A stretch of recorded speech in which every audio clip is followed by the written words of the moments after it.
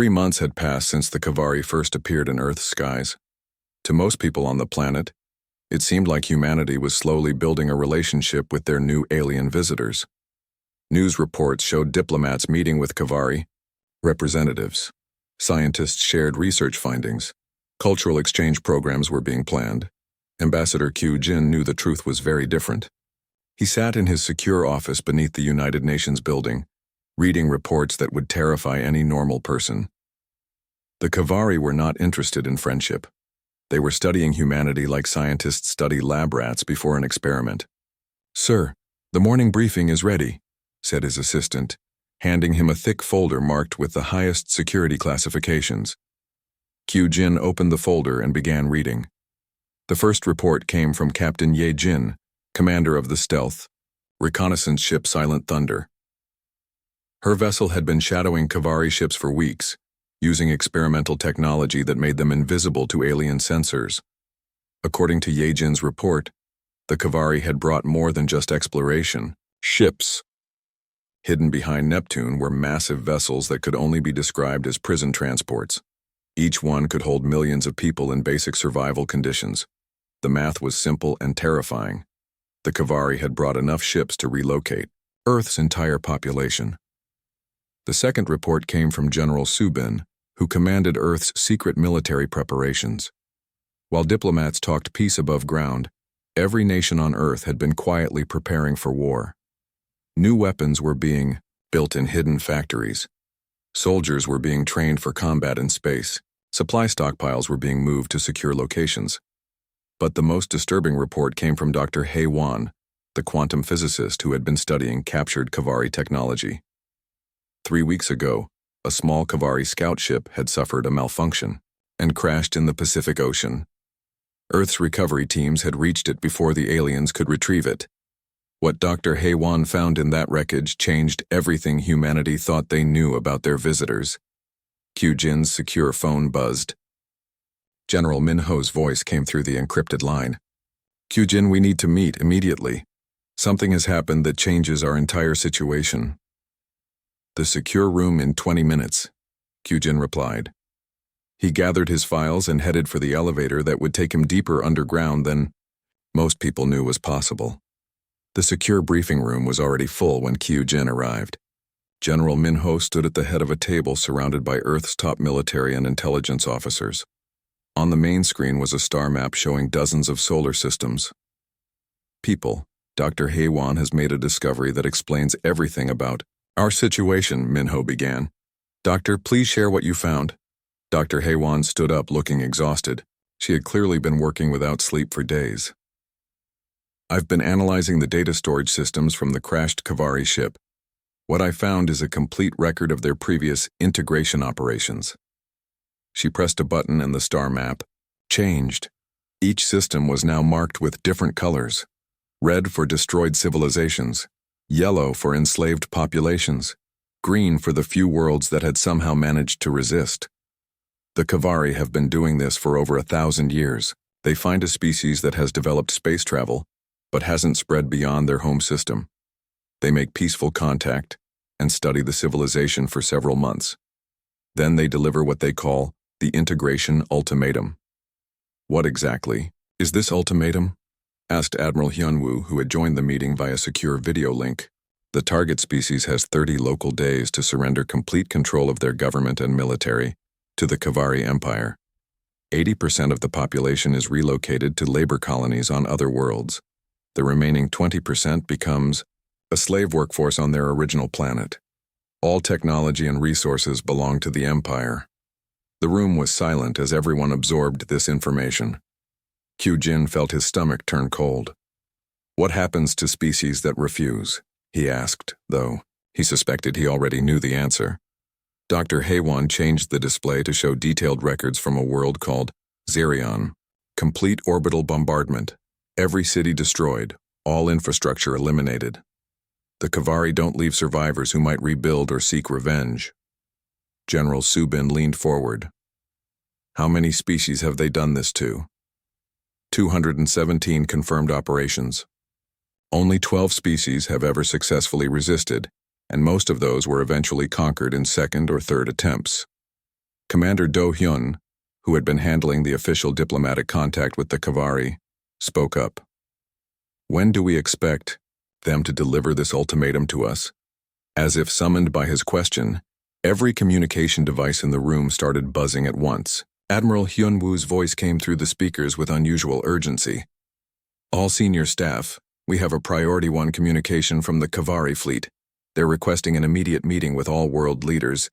They say they have an important announcement about humanity's future. Kyujin looked around the room at Earth's top leaders. These were people who had spent their careers preparing for every possible threat to humanity. But none of them had imagined anything like this. We all know what this announcement is going to be, Minho said grimly. The question is, are we ready for what comes next? 6 hours later, Kyujin sat in the Great Assembly Hall of the United Nations, along with representatives from every nation on Earth. The Kavari had insisted that all of humanity's leaders be present for their announcement. They had even provided transportation for leaders from the most remote locations. Supreme Commander Veltan materialized in the center of the hall using some kind of advanced projection technology. He appeared solid and real, though everyone knew he was still on his ship near Neptune. Leaders of humanity, Veltan began, his voice carrying clearly to every corner of the hall. We have spent these past months learning about your species and your culture. We are impressed by your creativity and your potential. This is why we are pleased to offer your species membership in the Great Kavari Empire. Murmurs went around the hall. To anyone who didn't know the truth, this sounded like a wonderful opportunity. Membership in our empire brings many benefits, Veltan continued. Protection from hostile species, access to advanced technology, freedom from the burden of self-governance. Your people will be cared for and given meaningful work throughout the galaxy. The President of the United States stood up. What exactly would this membership require from humanity? Veltan smiled his predatory smile. Very little, really. Your governments would transfer authority to our imperial administrators, who have centuries of experience managing diverse species. Your military forces would be disbanded, as our fleet provides all necessary protection. Your population would be relocated to worlds better suited to your needs where you can contribute to the Empire's prosperity. And if we refuse this generous offer? Asked the Prime Minister of Japan. Veltan's expression didn't change, but somehow his presence in the room became more threatening. We have found that species always benefit from membership in our empire. Refusal typically comes from misunderstanding our intentions. We are confident that once you understand the alternatives, you will see that cooperation is the wisest choice. What alternatives? Pressed the President of Brazil. Isolation from the galactic community can be very dangerous. There are hostile species in this region of space who would not be as generous as we are. Your planet could face attacks from raiders, resource theft, or complete destruction. As members of our empire, you would be safe from all such threats. The message was clear. Submit or die. How long do we have to consider this offer?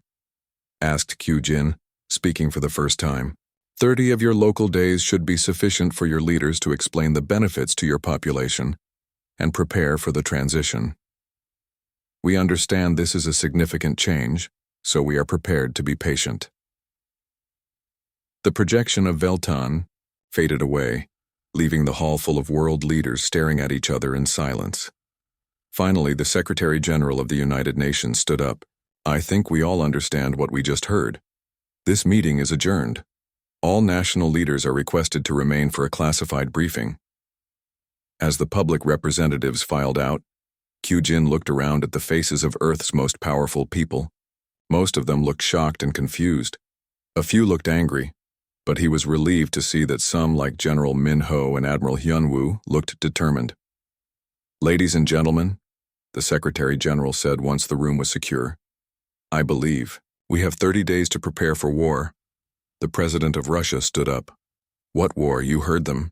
They have ships that can destroy our entire planet. How do we fight that? General Minho stepped forward. With respect, Madam President, they can only destroy our planet if we let them.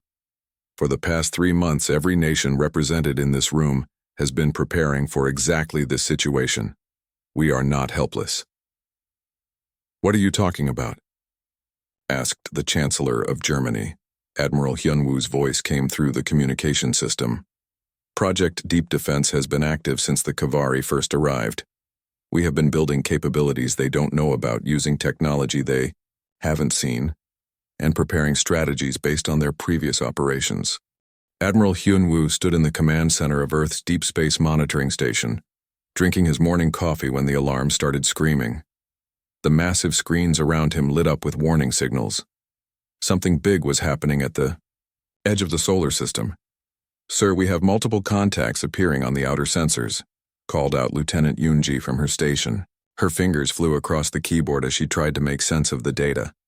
"These ships are huge, bigger than anything we've ever built." Hyunwoo set down his coffee cup and walked to the main display. The numbers on the screen made his blood run cold. 15 massive objects had just appeared out of nowhere near Neptune's orbit. Each one was at least 10 kilometers long. "Get Captain Taeho on the line immediately," Hyunwoo ordered. "And wake up Dr. So-young. We're going to need her language skills." Within minutes, the command center filled with Earth's top military and scientific minds. Captain Taeho arrived still putting on his uniform. Dr. So-young rushed in with her hair still messy from sleep, carrying 3 different translation computers. "What do we know?" Taeho asked, looking at the displays. 15 unknown vessels. Origin unknown. Technology unknown, Yoonji reported. "They just appeared. No engine signatures, no warning. 1 second empty space, the next second they were there." Dr. So-young plugged her equipment into the main systems. "Are they trying to communicate?" As if answering her question, all the screens suddenly changed. A face appeared on every monitor in the station. It looked almost human, but the skin was pale blue and the eyes were completely black. When it spoke, the voice was deep and somehow musical. "Greetings, inhabitants of the 3rd planet," the alien said. "We are the Kavari Empire.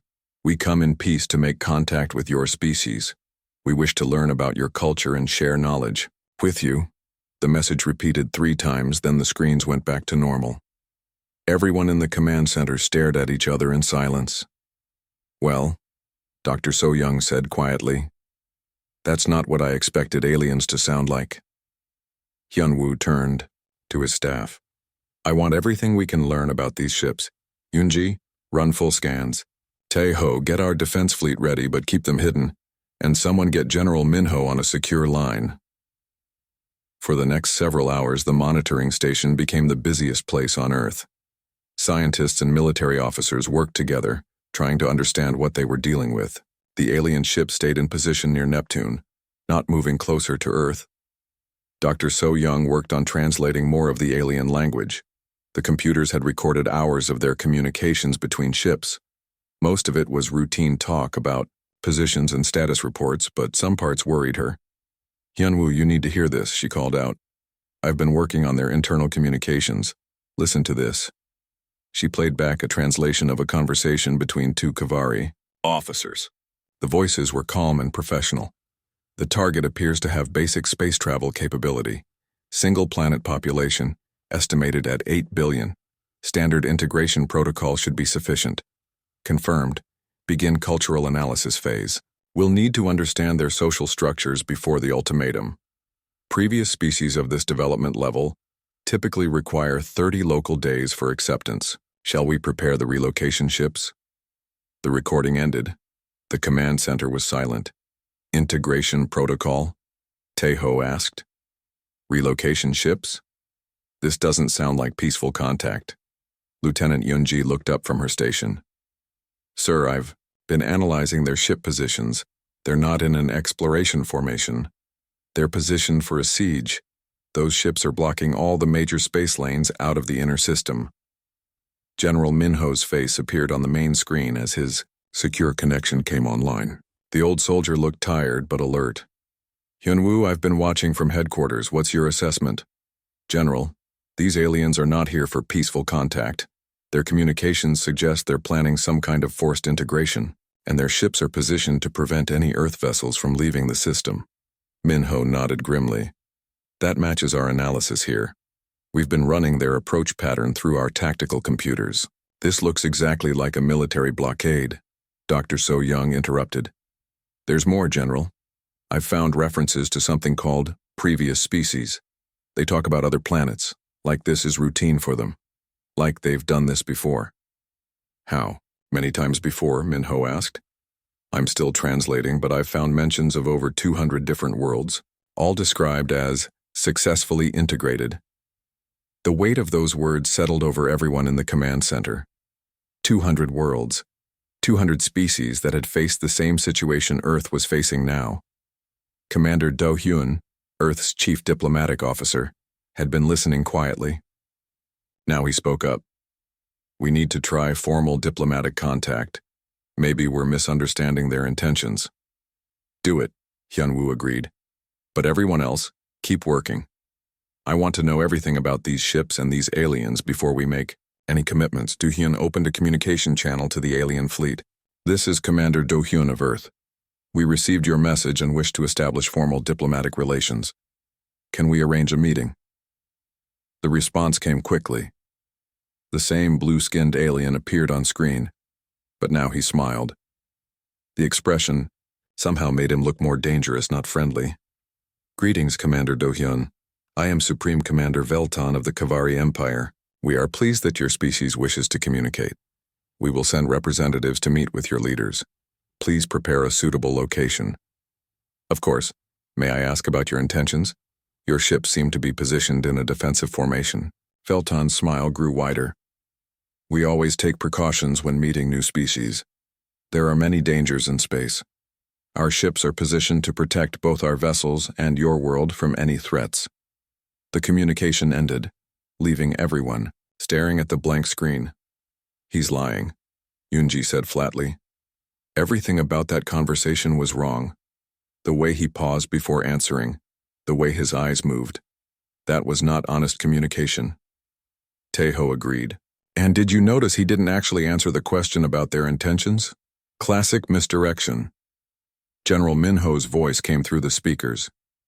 People, we have a problem. My intelligence teams have been analyzing global communications. For the past 6 hours, we're finding anomalies going back months, possibly years. What kind of anomalies? Hyunwoo asked. The kind that suggests someone has been watching us for a long time. Strange signals from deep space. Satellite malfunctions that don't make sense. Missing time in our deep space probe missions. I think these Kavari have been studying us long. Before today.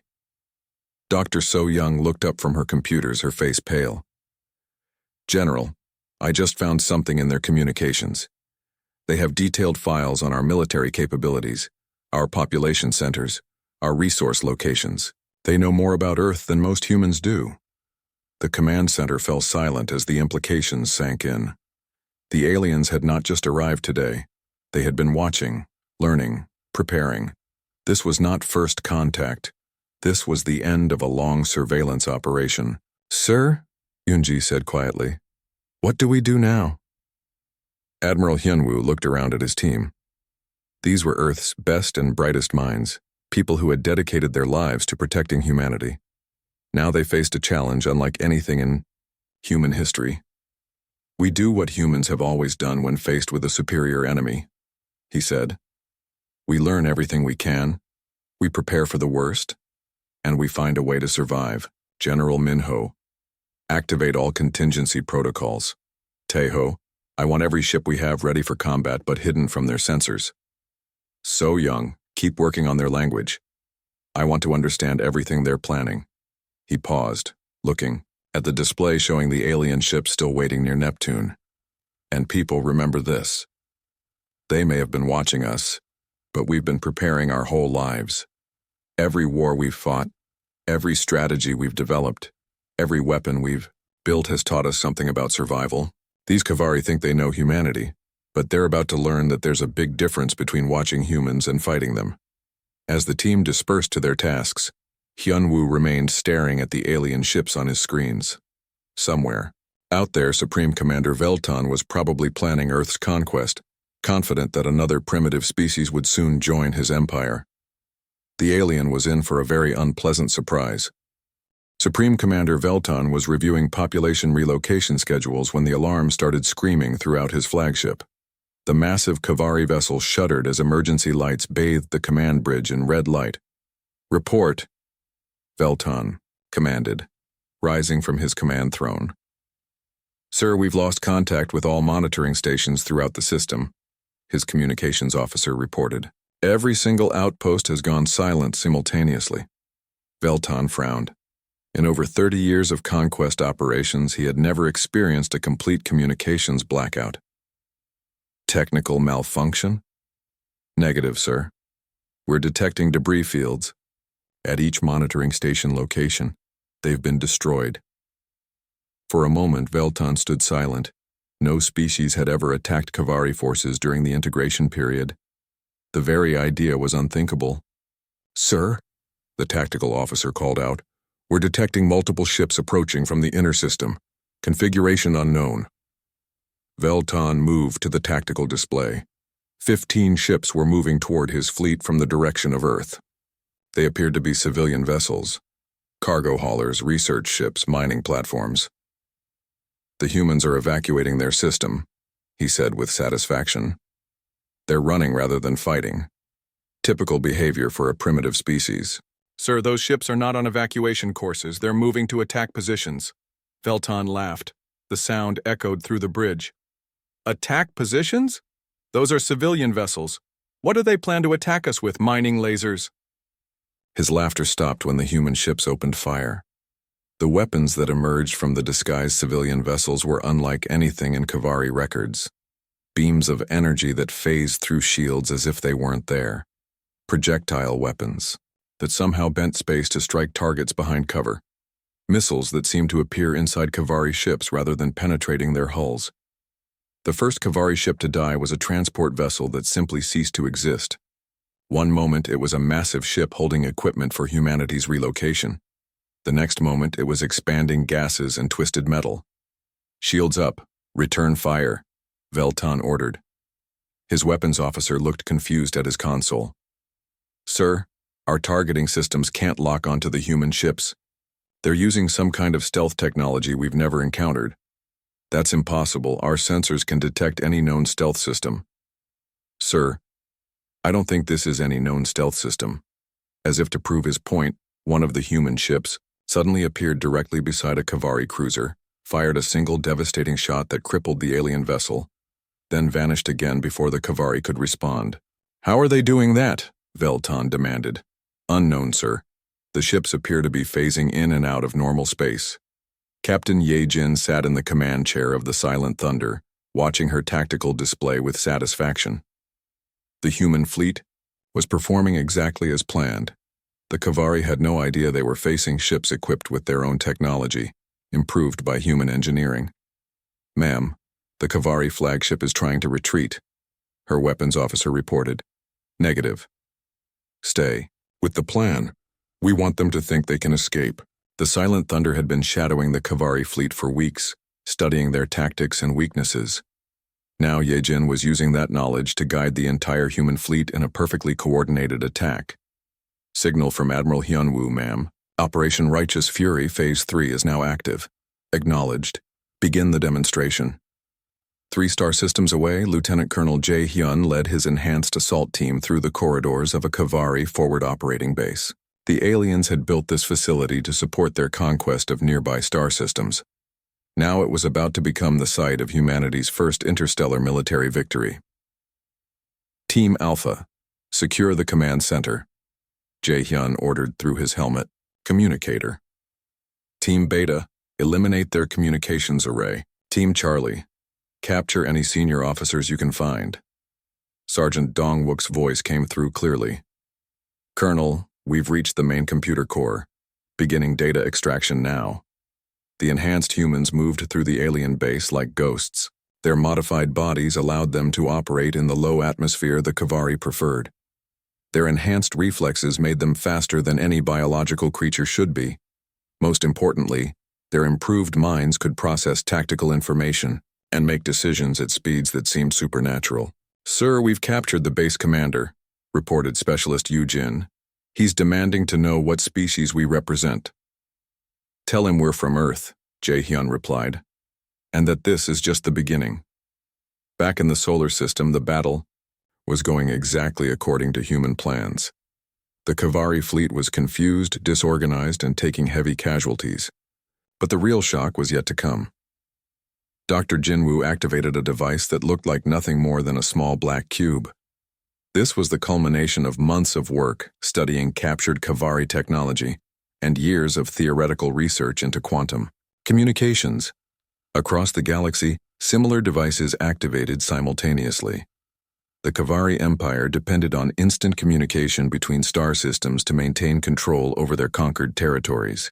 Their entire governmental and military structure relied on being able to coordinate activities across hundreds of worlds in real time. Dr. Jinwoo's device was designed to turn that strength into a weakness.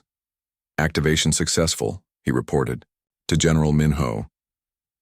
The quantum cascade is propagating through their network now. On Kavari worlds throughout the galaxy, command centers suddenly found themselves cut off from their empire. Communication arrays failed. Computer networks crashed. Transportation systems shut down. In less than 10 minutes, the most advanced civilization in the galaxy had been reduced to isolated worlds with no way to coordinate their activities. But the humans weren't finished. "Sir," Commander Suji called out, "we're receiving confirmation, signals from our allied species. All coordinated strikes have been successful." Minho allowed himself to smile. While the Kavari had been focused on Earth, 12 other species had been preparing their own attacks on Kavari installations. The moment Earth's assault began, resistance fighters across the galaxy had launched simultaneous strikes against their oppressors. The Kavari Empire was experiencing its first galaxy-wide rebellion. Supreme Commander Veltan stared at his tactical displays in disbelief. Half his fleet was destroyed or disabled. His communications with the Empire had been cut. Worst of all, the primitive humans who were supposed to surrender without a fight were systematically dismantling his entire operation. "Sir, incoming transmission from the lead human vessel," his communications officer reported. "Put it through." Admiral Hyunwoo's face appeared on the screen. He looked calm and professional, as if he were discussing routine administrative matters rather than conducting the destruction of an alien fleet. "Supreme Commander Veltan, I am Admiral Hyunwoo of the Earth Defense Force. I believe you have something that belongs to us." "What are you talking about?" Veltan demanded. "Your surrender. You came to our system with threats and ultimatums. You expected us to submit to slavery or face destruction. I'm here to offer you the same choice." Veltan couldn't believe what he was hearing. "You're offering me terms? You're a primitive species that barely knows how to leave your own planet. Actually, we're the species that just destroyed your fleet, captured your forward operating base, and shut down your entire empire's communication network. I'd say that makes us considerably less primitive than you assumed." The truth of those words hit Veltan like a physical blow. Everything the Admiral said was correct. Somehow, these supposedly primitive humans had outmaneuvered and outfought the mighty Kavari Empire. "What terms are you offering?" he asked quietly. "Complete withdrawal from this star system immediately. No retaliation against Earth or any human colonies. And formal recognition of humanity as an independent species with full territorial rights." "And if I refuse?" Hyunwoo's expression didn't change, but his voice became colder. "Then you'll discover why every species in this galaxy should be very careful about threatening humanity. We've studied your empire's history, Commander. You've conquered over 200 worlds by making species choose between slavery and death. Today you get to learn what it feels like to face that same choice. You can't be serious. Even if you destroy my fleet, the Empire has thousands of ships across hundreds of worlds. You're just one planet. Actually, we're considerably more than that. While you were studying our obvious capabilities, we were building hidden ones. While you were planning our conquest, we were preparing for your destruction. And while you thought you were facing a single primitive species, we were organizing a galaxy-wide alliance against your empire." As if to emphasize his point, reports started flooding into Veltan's command center. Kavari installations under attack in 12 different sectors. Communication blackouts affecting 30% of the empire. Slave uprisings on worlds that had been pacified for decades. "How is this possible?" Veltan whispered. "It's possible because you made the same mistake that every bully in history has made," Hyunwoo replied. You assumed that being strong meant you were smart. You thought that winning in the past guaranteed you would win in the future. Most importantly, you believed that your victims would always be victims. You're just one species. We are an empire spanning the galaxy. The Kavari expected humanity to spend their 30-day ultimatum period in chaos. They expected panic, desperate diplomatic attempts, and maybe some primitive military preparations. Instead, General Minho stood in a command center that didn't officially exist, watching displays that showed the true extent of human preparation for this exact scenario. "Status report," Minho ordered as he entered the underground facility buried 3 miles beneath the Colorado mountains. Commander Suji looked up from her station. "All deep strike platforms are online and ready, sir. Phase 1 assets are in position throughout the solar system. The aliens still think they're looking at asteroid mining operations." Minho nodded with satisfaction. Project Deep Strike had been humanity's best-kept secret for over 20 years. What appeared to be civilian mining operations scattered throughout the asteroid belt were actually automated weapons platforms, each one capable of destroying ships much larger than itself. "What about our external assets?" Minho asked. "Dr. Jinwoo's teams report full readiness," Suji replied. "All enhanced personnel are in position and waiting for orders." The Enhanced Human Project was something that would have horrified most people if they knew it existed. Volunteers from every nation's military had undergone experimental procedures that pushed human capabilities beyond natural limits. They could survive in space without suits for short periods. They could operate in radiation that would kill normal humans. Most importantly, they could think and react faster than any biological mind should be able to. Dr. Jinwoo entered the command center, followed by a man who looked like an ordinary soldier but moved with inhuman precision. This was Sergeant Dong Wook, one of the first successful subjects of the enhancement program. "General, we're ready to demonstrate our capabilities," Dr. Jinwoo said. Dong Wook's team has infiltrated the Kavari monitoring station they established. On the moon's far side, they have no idea we're there. "Excellent. What about our intelligence penetration?" Dr. So Young walked over from her analysis station. Over the past 3 months, she had done far more than just translate Kavari language. Her team had learned to think like the aliens, to predict their strategies, and most importantly, to exploit their weaknesses. "Sir, we've identified the critical flaw in their entire operational doctrine," she reported. "The Kavari have conquered over 200 worlds, but every single conquest followed the exact same pattern. They never adapted their tactics because they never needed to. No species has ever forced them to change their approach on air." "Which means?" Minho asked, though he suspected he already knew the answer. "Which means they have no experience dealing with an enemy that doesn't follow their expected script. They're prepared for panic, desperation, or conventional military resistance. They're not prepared for what we're about to do to them." Captain Tejo joined the group, his uniform showing the insignia of Earth's new rapid response fleet. Behind him walked Specialist Yu Jin and Engineer Kyung Ho, both carrying equipment that would have been science fiction just 5 years earlier. "General, the fleet modifications are complete," Tejo reported. "Every civilian vessel in Earth orbit now carries concealed weapons systems. The Kavari scanned our ships when they first arrived, but they haven't rescanned since then. They have no idea that our cargo haulers and research vessels can now punch through their shields." Kyung Ho stepped forward. "Sir, we've also completed the integration of captured Kavari technology with our existing systems. Our ships can now phase through their energy barriers using their own technology against them." Minho looked around at his team. These were people who had dedicated years of their lives to preparing for a threat most humans couldn't even imagine. Now that threat was here, and they were ready. People, in 6 hours, were going to show the Kavari Empire something they've never seen before. An enemy that hits first, hits hard, and fights with weapons they don't understand, using tactics they can't predict. He turned to the main display, which showed the locations of every Kavari ship in the solar system. "Suji, begin Phase 1. I want those monitoring platforms eliminated simultaneously. They need to be blind before we start the real operation." "Yes, sir. Deep strike platforms are acquiring targets now." Across the asteroid belt, weapons systems that had been disguised as mining equipment for months suddenly came alive. The Kavari had placed dozens of small monitoring stations throughout the solar system to watch human activities. They had no idea that every single one of those stations had been under observation since the day it was installed. The attack was over in less than 30 seconds. Every Kavari monitoring post simply vanished, destroyed by weapons that fired from positions the aliens didn't know existed. The Kavari fleet near Neptune would have no warning about what was coming next. Phase 1 complete, Suji reported. All enemy observation posts destroyed. They're now completely blind to activity in the inner system. Excellent.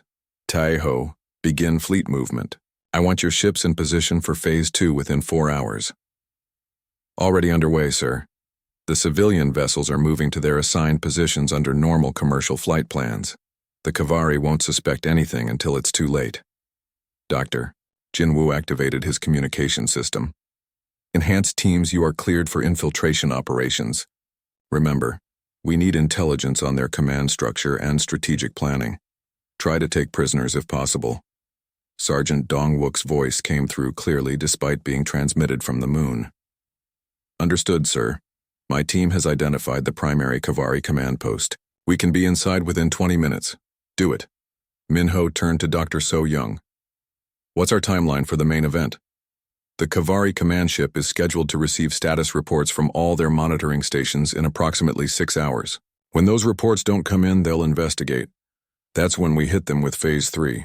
And if they try to contact their home base for reinforcements? Dr. Haewon looked up from her technical station. They won't be able to, sir. We've had teams working on their communication systems for weeks. The moment they try to send a message, outside the solar system, their entire network crashes. Minho allowed himself a small smile. The Kavari thought they were dealing with a primitive species that had barely learned to leave its home planet. They were about to discover that humanity had been preparing for interstellar warfare longer than they had been alive. Sir, Commander Suji called out, we're receiving a transmission from Sergeant Dongwook's team on the moon. Put it through. Dongwook's voice filled the command center. General, we have successfully penetrated the Kavari lunar facility. We've captured 3 alien officers and secured their command computers. You're not going to believe what we found. Tell me. Sir, the Kavari have been planning this operation for over 2 years. They've been infiltrating our communications, studying our military capabilities, and analyzing our social structures. But here's the interesting part. They've classified humanity as a low-threat agricultural species suitable for labor integration. Minho laughed. It was not a pleasant sound. They think we're farmers who accidentally developed space travel. Yes, sir. According to their files, they expect minimal resistance and complete surrender within 15 days of the ultimatum. They've actually scheduled ships to begin relocating our population next month. What about their fleet strength? 15 ships in the main battle group, but only 5 of them are actual warships. The rest are transports and support vessels. They brought just enough firepower to destroy our major cities if we refuse to surrender. Dr. So Young looked up from her analysis. General, this is even better than we hoped. They've committed the minimum force necessary to conquer a primitive world. They're not prepared for a real fight. Sir, Kyung-ho interrupted. We're receiving priority communications from the fleet. Captain Ye-jin is reporting from the outer system. Captain Ye-jin's voice came through the speakers. She sounded excited and slightly out of breath. General, Silent Thunder has completed reconnaissance of the Kavari staging area behind Neptune. You need to hear this. Go ahead, Captain. Sir, we've identified their complete order of battle. They have prison ships designed to hold our entire population, but they're completely undefended. They also have what appears to be a mobile command base coordinating their entire regional operation. If we take out that command ship, we can disrupt their activities across multiple star systems. Minho felt the pieces falling into place. The Kavari had made the same mistake that every bully in human history had made. They had underestimated their target. Captain, how long would it take your ship to reach striking distance of that command base? We're already here, sir. Silent Thunder has been shadowing their formation for the past week. We can attack whenever you give the order. Negative, Captain. Wait for the full operation to begin. I want to hit them everywhere at once. Minho turned to address his entire team. People, we are about to teach the Kavari Empire the most important lesson in human history. When you pick a fight with humanity, you better be prepared to finish. It because we certainly are. He activated the facility's main communication system, connecting him to similar command centers on every continent and in dozens of hidden locations throughout the solar system.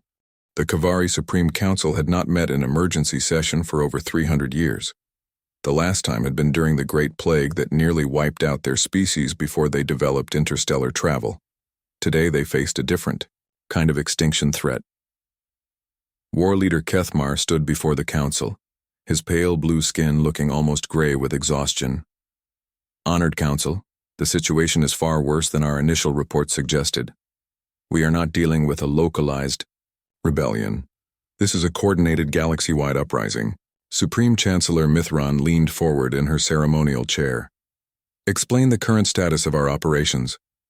37% of our communication network remains offline. We have lost contact with 43 conquered worlds. 18 species have declared independence and are actively fighting our occupation forces. The humans have demonstrated capabilities we never knew existed. How is that possible? Demanded Council Member Velshak. Our intelligence operations are the most advanced in the galaxy. How did an entire species develop interstellar military technology without our knowledge? Kethmar activated a holographic display showing Earth's solar system. They didn't develop it, Honored One. They stole it from us. The humans have been capturing our technology for months and improving it beyond our own capabilities. Their ships can phase through our shields. Their weapons can strike targets behind cover. Their soldiers can operate in environments that should kill any biological being. And Supreme Commander Velton? Asked the Chancellor. He has requested permission to negotiate a withdrawal from human space. The council chamber erupted in shocked voices. In the entire history of the Kavari Empire, no field commander had ever requested permission to retreat from a primitive species. That is unacceptable, declared Council Member Jethmore. We cannot allow a single species to dictate terms to the Empire. Send reinforcements immediately. With respect, Honored One, we have already sent 3 additional fleets to human space. All have been destroyed or forced to retreat. The humans are not fighting defensively. They are actively hunting our ships throughout their region of space. Chancellor. Mithran stood up, her movement showing the weight of her centuries. War Leader, what is your professional assessment of our military options? Honored Chancellor, we have 2 choices. We can continue fighting and risk the complete collapse of our empire, or we can negotiate with the humans and try to salvage what we can. The Kavari Empire does not negotiate with inferior species. Respectfully, Honored One, these species are no longer inferior to us. The humans have technology that surpasses our own. Their allies have been preparing for this rebellion for decades. And worst of all, they are not fighting for conquest. They are fighting for survival, which makes them far more dangerous than any enemy we have ever faced. Meanwhile, in Earth's orbital command station, Ambassador Q Jin was preparing for the most important diplomatic meeting in human history. In 1 hour, he would meet with Supreme Commander Velton to negotiate the terms of humanity's place in the galaxy. Ambassador, the final intelligence briefings are ready, his aide informed him. Q Jin reviewed the documents that would determine Earth's future. Thanks to the successful attacks on Kavari installations, humanity now had complete intelligence on the Empire's structure, weaknesses, and current military capabilities. Sir, Admiral Hyunwoo is requesting a final consultation before the negotiations begin. Put him through. Hyunwoo's face appeared on the secure screen. Behind him, Kyujin could see the bustling activity of Earth's new interstellar command center. Ambassador, our latest intelligence indicates that the Kavari are in full retreat across 12 sectors. Their empire is fragmenting faster than they can respond. You're negotiating from a position of complete strength. What about their threat to destroy Earth if we don't surrender? Empty threats. Our analysis of their remaining fleet shows they lack the firepower to crack our planetary defenses. More importantly, they know that destroying Earth would trigger a galaxy-wide war they cannot win. Dr. So-Young joined the conversation from her analysis station. Ambassador, we've been monitoring Kavari internal communications. They're referring to humanity as a Class Alpha threat species. That's the highest military classification in their system, reserved for species that pose an existential threat to their empire. In 3 months, we went from unknown primitives to their most dangerous enemy, Kyujin mused. That has to be some kind of record. Sir, there's something else, Hyunwoo continued. We've been contacted by 17 additional species requesting to join our alliance against the Kavari. Word is spreading that humanity has found a way to fight back successfully. Kyujin felt the weight of responsibility on his shoulders. He wasn't just negotiating for Earth anymore. He was potentially becoming the spokesman for half the galaxy. Admiral, what are our objectives for these negotiations? Complete Kavari withdrawal from human space, recognition of humanity as an independent interstellar power, and formal acknowledgement of our right to form alliances with other species. And if they refuse, then we continue dismantling their empire until they change their minds. An hour later, Kyujin sat across from Supreme Commander Veltan in the neutral meeting space aboard a captured Kavari vessel. The alien commander looked defeated, his black eyes lacking their previous arrogance. Ambassador Kyujin, Veltan began, I have been authorized by the Supreme Council to negotiate an end to hostilities between our species. I'm pleased to hear that, Commander. However, we're not just speaking for humanity anymore. We're also representing the Alliance of Free Worlds, which includes all species currently fighting for independence from your empire. Veltan's expression darkened. You're making demands on behalf of rebel slaves? We're representing independent species that refuse to accept slavery, Kyujin corrected. The same way Earth refused to accept your ultimatum. What terms are you proposing? Kyujin activated a holographic display showing a map of the galaxy. Large sections were highlighted in different colors. Complete Kavari withdrawal from all territories marked in blue. These worlds will become independent members of the Alliance of Free Worlds. All species currently enslaved by your empire will be given the choice of independence or continued association with the Kavari on equal terms. That represents nearly 40% of our empire. It represents the 40% that is currently in active rebellion against you. You can either acknowledge their independence peacefully or continue fighting a war you cannot win. Veltan stared at the map. The blue sections represented hundreds of worlds, billions of beings and resources that had supported the Kavari Empire for centuries. The Supreme Council will never agree to these terms. Then let me show you the alternative. Kyujin changed the display to show real-time tactical information. Kavari fleets in retreat across multiple sectors, communication networks still offline, worlds declaring independence faster than the Empire could respond. Commander, your empire is collapsing whether you negotiate with us or not. The only question is whether it collapses in an orderly fashion that preserves some Kavari territory and dignity, or whether it falls apart completely while you're still trying to fight.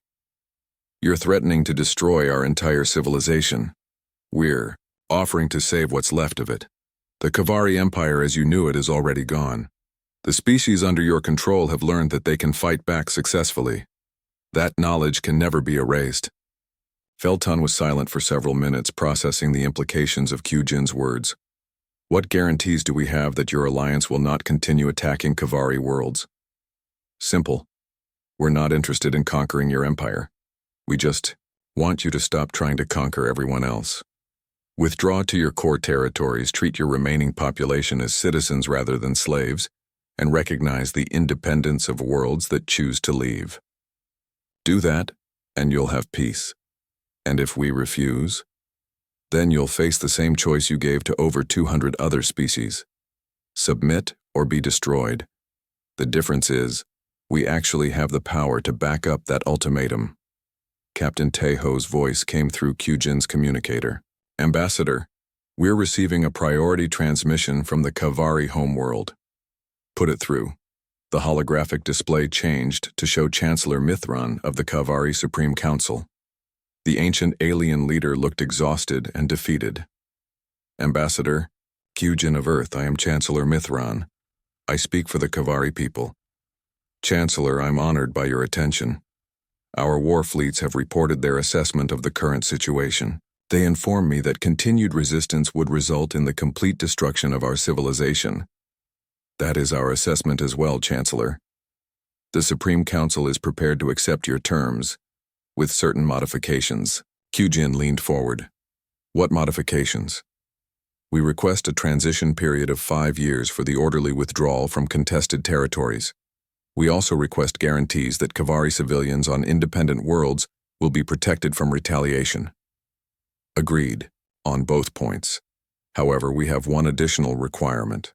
What requirement? Full disclosure of all Kavari military technology and territorial information. Our alliance needs to know the true scope of your empire to ensure